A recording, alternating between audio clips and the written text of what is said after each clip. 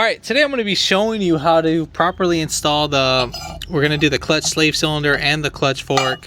This is for all the K series, KAs and all that. So like the SR20s and all that.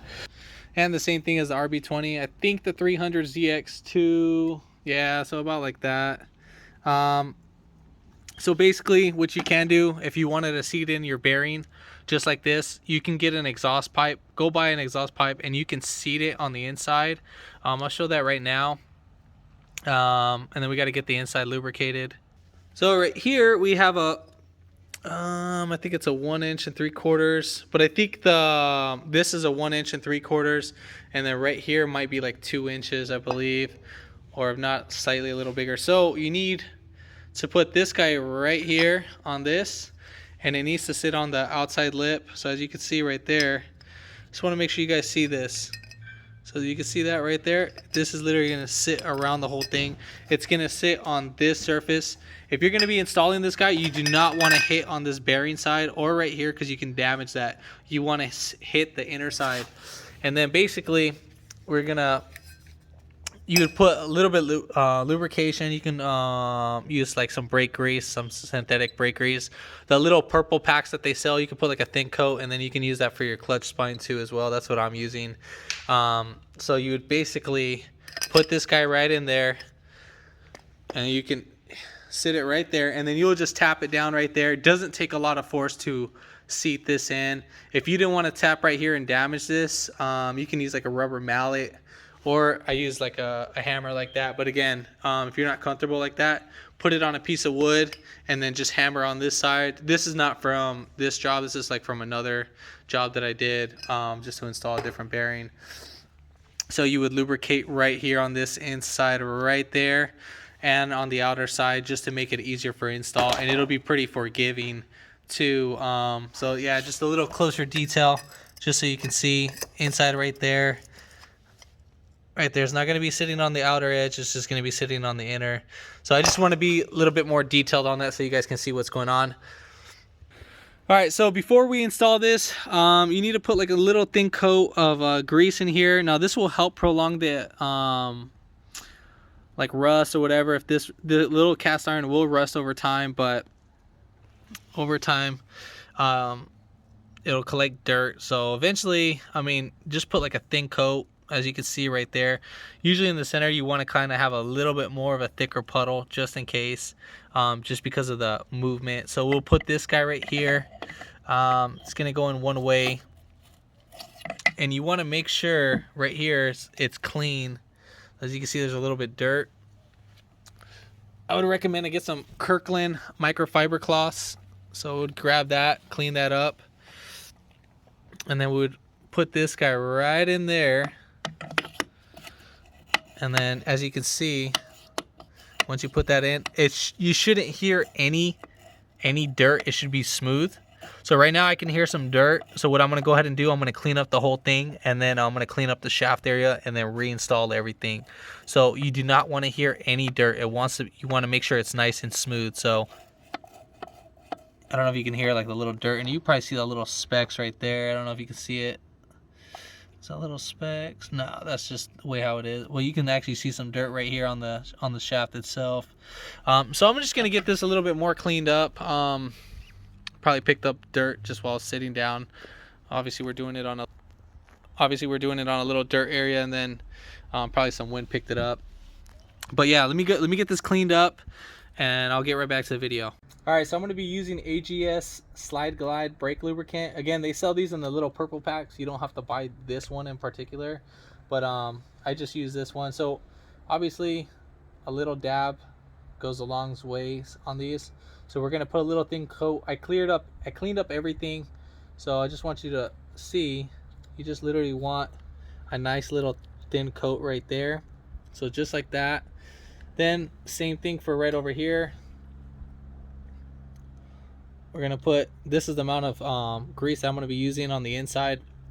You do not, and I mean you do not want to lubricate where the bearing is gonna be touching against the pressure plate. This is not the part to lubricate, or the outer side. We're only gonna lubricate just the inner shaft. So we're just gonna put a thin coat right there. I'll show that right now. We just want the inside. So just like that, again, we have that nice and coated. I don't know if you can see that. So right all up in there. That's literally just a thin coat that we're gonna have. All right, so, and if you got any right here, again, you need to immediately, well, not immediately clean it up, but you need to clean it up. We're using brake cleaner just to clean up all this stuff. Because if there's grease on here and it gets on that, I mean, you're just gonna make your life a living nightmare. It's gonna start making noises. It's gonna start growling at you, and then you're just gonna wear out parts. So from coming right here on the inside, so right here, we'll lubricate our little ball pin too. Just literally a little thin coat. I'm gonna set this right here, and then we'll just put little thin coat right there. And then same thing for right here. We're just gonna put a little thin coat, whatever little remaining that's on my finger that's coming from over, we're just gonna do that. And then as for the spline shaft, we're gonna just literally put a thin coat. Do not, and I mean do not put a lot, literally just, you're gonna coat it and then rub your fingernails through each spline. That's one way how I do it.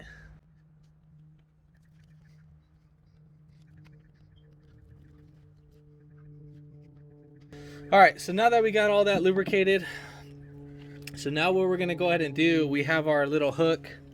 So our hook's gonna be just like this. Let's see, we need to put it right in there. I think it needs to sit just like that. Oh no, so we're gonna go ahead and put this in here just like that, and then we'll just sit it right in there. So you see, we're gonna dive it inside there, and then we're gonna go ahead and put it right in there. So now we're ready for the install. So we're gonna go ahead and grab this guy, and then the way how this should be is that this is gonna be sitting on the inside. These are gonna sit over that, and then obviously this is how it's gonna sit. Don't forget to lubricate these parts too. We'll put a thin coat right here and then right there too, obviously, because these are going to be our wear downs. And then we're going to put a little thin coat right there. We can actually put it on this side. Get this, that was actually a lot. So I just want to, you want to make sure you get all the little indicator, or like the little parts where they're going to be taking the most beating and stuff. So we just don't want to wear down this over time. So all right, so we're going to spin that back into place. This is how this should be facing, so exactly, so you guys see that. And then we're going to go ahead and install this just like that. And then you're going to lift up one at a time. So we're going to see how I'm lifting up with my finger. You're just going to walk it forward, and then I'm going to lift up with the other side too. So just like that. So now we're in. So now that this can't escape, I know I got a little grease right here. We're going to go ahead and clean that up again. So now we are ready to go ahead and install this. So we're going to go ahead and slide this right in. You could have probably done this right after. Well, at least you got an idea on how to install this. Let me go ahead and take this off. All right, so we're gonna go ahead and just put in the shaft like right there through the bell housing first, and then we'll slide in this guy right here. So again, make sure that this goes nice and smooth so you can't hear any noise. And then we'll go ahead and grab this guy right here. And then the way how I showed you was the way how it was like on the off. It is a little tedious to install, but I'm gonna try to just put this on just like that. All right, so the way I'm gonna show you basically how it is gonna look like right off the vehicle. So we're gonna basically install it just like this. You can lift up these little tabs just like that, and then there we have it. And then that's just the way how it is off the vehicle. And then I'm gonna go ahead and show you how it is on. So we're gonna go ahead and just slide this in. Then we'll slide this guy right in there. Make sure that this spins nice and smoothly in there. And then we'll go ahead and lift right up on a way. on both sides.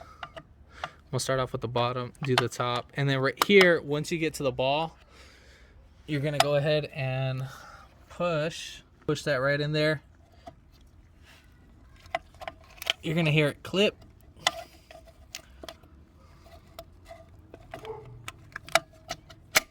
So just like that, how you heard it clip, you're just gonna kind of push it in, and then you try to wiggle it back, make sure it doesn't come back, and yeah, so forth. Then you're gonna make sure we'll put this guy right in. So we're gonna grab right here with our hand, and then you're gonna go back and forth. So you want to make sure everything is functioning just like that. And then we'll put a little bit lubricant right there too. So there you have it. As you can see, we are all said and done. And then that's pretty much how you install that. All right, so once you're done installing that, we're gonna go ahead and just clean up our area right here. Again, you just want to make sure, I'm going to clean my thumb, make sure it's no grease on here. So as you can see, my thumb is dry. So I'm going to hold this, and then I'm just going to wipe it.